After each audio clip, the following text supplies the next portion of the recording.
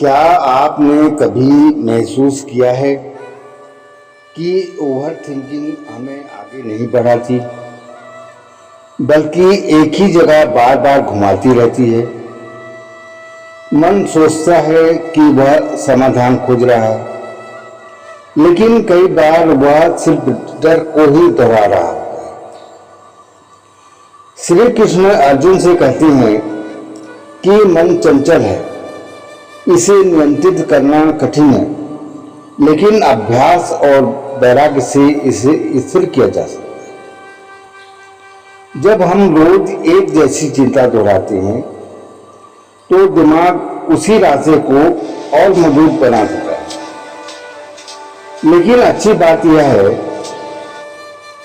नया अभ्यास एक नया रास्ता भी बना सकता है। यह विचार आधुनिक न्यूरोसाइंस में न्यूरोप्लास्टिसिटी की अवधारणा से मेल खाता है। एक गांव में एक कुम्हार था। उसका बेटा बोला, पिताजी हर बार मिट्टी बिगड़ जाती है। कुम्हार मुस्कुराया, बेटा मिट्टी नहीं, हाथों का अभ्यास घड़ा बनाता है। मन भी ऐसा ही है, पहली बार शांत नहीं होगा, लेकिन रोज अभ्यास से बदलने लगेगा। आज से एक छोटा अभ्यास शुरू कीजिए। हर सुबह 5 मिनट केवल अपनी सांसों पर ध्यान दीजिए। जब मन भटके उसे बिना गुस्सा किए वापस सांसों पर ले आइए। यही अभ्यास मन को धीरे धीरे स्थिर बनाता है। याद रखिए, आत्मविश्वास सोचने से नहीं, छोटे छोटे कदमों से पैदा होता है। जितना ज्यादा आप सही दिशा में कदम बढ़ाएंगे, उतना ही ओवर थिंकिंग कम होती जाएगी। श्री कृष्ण हमें यह नहीं सिखाते कि मन कभी नहीं भटकेगा। वे सिखाते हैं कि जब भी मन भटके, उसे प्रेम से सही दिशा में वापस लाए। यही अभ्यास धीरे धीरे जीवन बदल देता है। क्या आपने कभी शांत झील को देखा है? जब तक पानी शांत रहता है, उसमें आसमान साफ दिखाई देता है, लेकिन जैसे ही लहरें उठती हैं, प्रतिबिंब धुंधला हो जाता है। हमारा मन भी ऐसा ही है। जब मन अशांत होता है, तब सही निर्णय भी गलत दिखाई देने लगते हैं। श्री कृष्ण का संदेश केवल अर्जुन के लिए नहीं था, वह हर उस व्यक्ति के लिए है जो अपने विचारों से थक चुका है। वे हमें सिखाते हैं, मन को दबाना नहीं, उसे समझना और दिशा देना है। अगर आप सच में ओवर थिंकिंग कम करना चाहते हैं, तो अगले 7 दिनों तक केवल एक 7 छोटे अभ्यास कीजिए। पहला दिन, आज की चिंता लिखिए। फिर लिखिए, क्या यह मेरे नियंत्रण में है? यदि नहीं, उसे छोड़ दीजिए। 10 मिनट मोबाइल बंद, केवल शांति। सुबह 5 मिनट गहरी सांस।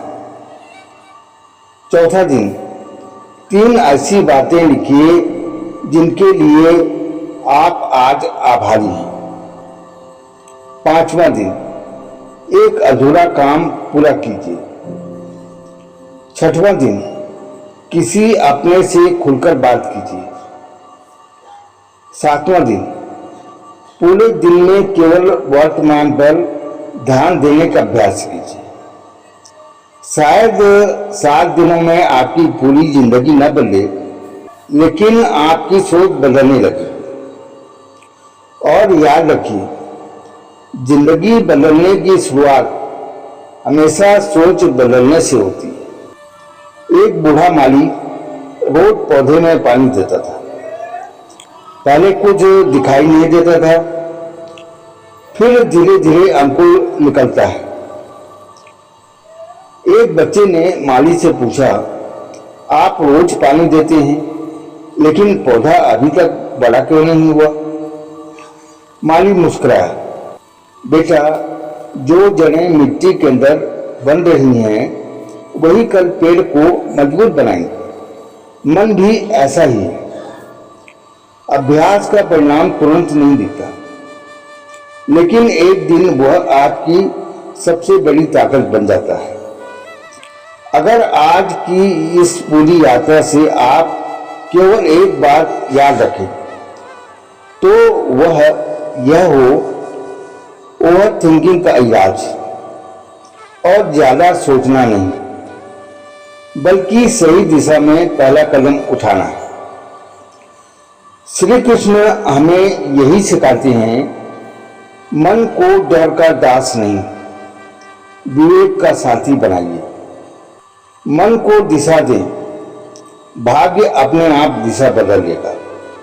एक गांव में एक वृद्ध साधु रहते थे। एक युवक उनके पास आया और बोला, गुरुदेव, मेरा मन कभी शांत नहीं रहता, मैं हर समय सोचता रहता हूँ।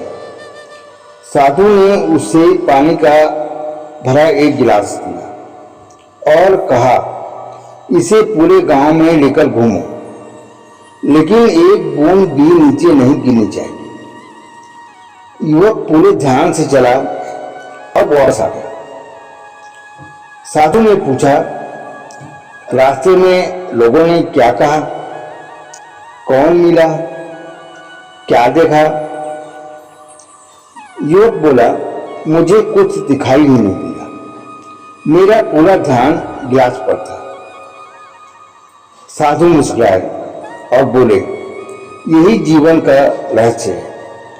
जब ध्यान लक्ष्य पर होता है तब व्यर्थ के विचार अपने आप कम हो जाते हैं। श्री कृष्ण बताते हैं कि मन को खाली छोड़ देने पर वह भटकता रहता है, लेकिन जब मन को सही दिशा, सही उद्देश्य और सही कर्म मिल जाता है तब वही मन हमारी सबसे बड़ी शक्ति बन जाता है। ओवर थिंकिंग तब जन्म लेती है जब हम भविष्य की चिंता और अतीत के पछतावे के बीच फंस जाते हैं। शांति केवल वर्तमान में मिलती है। अगर इस वीडियो ने आपके मन को थोड़ी भी शांति दी है तो इसे जीवन में अपनाइए। मैं हूं आर.के. जायसवाल। फिर मिलेंगे एक नए विचार, एक नई सीख और एक नई यात्रा के साथ। जय श्री राम। आपका दिन शुभ हो।